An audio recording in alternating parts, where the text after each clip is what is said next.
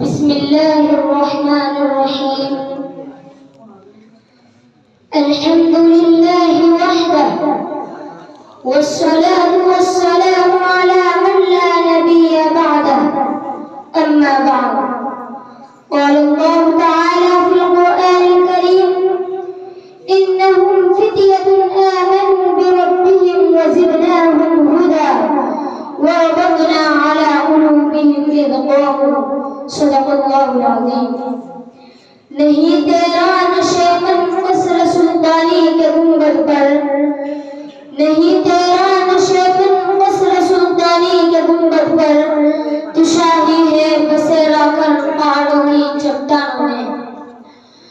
حضرات حکم صاحبان اور معزز سامعین، آج کی اس مبارک محفل اور بابرکت مجلس میں چاہتا ہوں کہ کچھ اپنے نوجوان ساتھیوں کے خون کو گرماؤں، ان کے جوش و ولولے کو مہمیز لگاؤں اور انہیں اس وقت کے پرخطر حالات سے آگاہ کر کے اپنا فریضہ ادا کرنے کی کوشش کروں، جن کے بارے میں اقبال مرحوم نے ایک حقیقت اور اپنے درد و کرب کا اظہار اس پیغام کے ساتھ کیا تھا: تیرے صوفے افرنگی، تیرے والی ہے ایرانی، لہو مجھ کو رلاتی ہے جوانوں کی تن آسانی.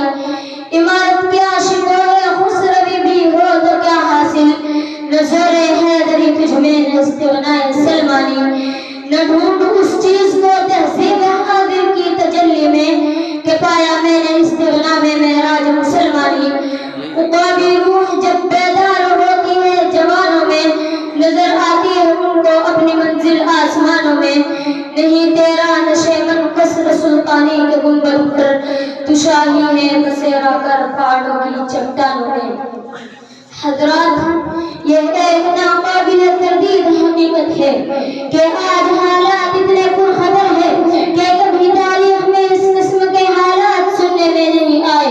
یہ مغربی تہذیب، یہ تمدن کی دل فریبیاں، یہ خود غرضی و خود فراموشی، یہ رغبت و ہوسناکی، یہ فطرت کی طاقتوں کو ریا کرنے والا فکر گستاخ، یہ ترقیات کے پردے میں تنزل و انحطاط اس سے کبھی دیکھنے میں نہیں آیا.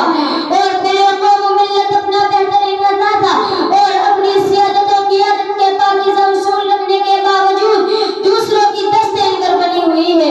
اور اس امت کے افراد اپنی تہذیب، اپنے کلچر و ثقافت سے آشنا ہی نہیں. اور دوستو، خاص طور پر امت مسلمہ کا وہ نوجوان جو ستاروں پر کمندر ڈال دیا کرتا تھا، جو پہاڑوں کو زیر کر لیا کرتا تھا، جس کے آگے بڑی بڑی طاقتوں کی جبیں خم ہو جایا کرتی تھی، جو دریاؤ سمندروں میں اپنا راستہ تلاش کر لیتا تھا، جن کے عزم سفر سے چٹانیں چور ہو جایا کرتی تھی، جن میں مریم کی سی عفت، سلیمان جیسی دانائی اور ایوب جیسا صبر تھا، جو صرف اور صرف خدا کے سامنے جھک سکتا تھا.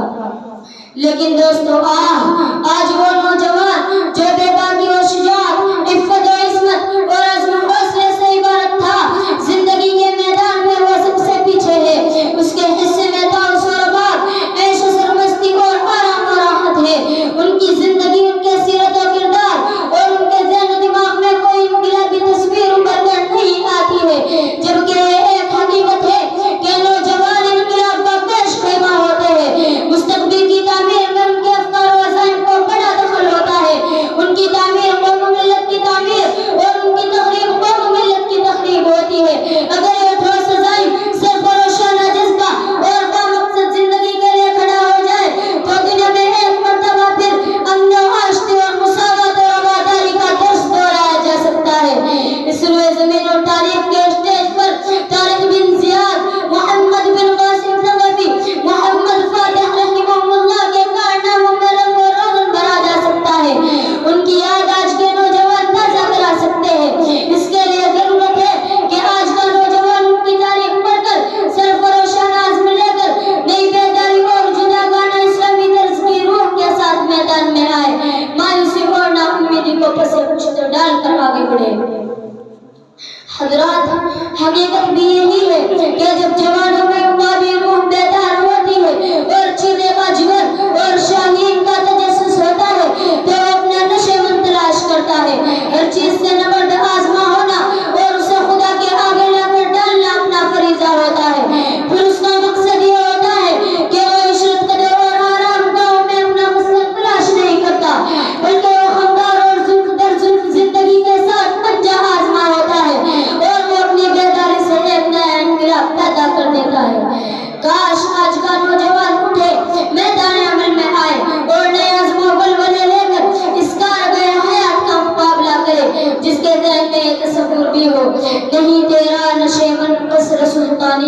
گنبد پر تو شاہی ہے بسیرا کر پہاڑوں کی چٹانوں میں، اور تیرے خواب شرمندے تعبیر ہو۔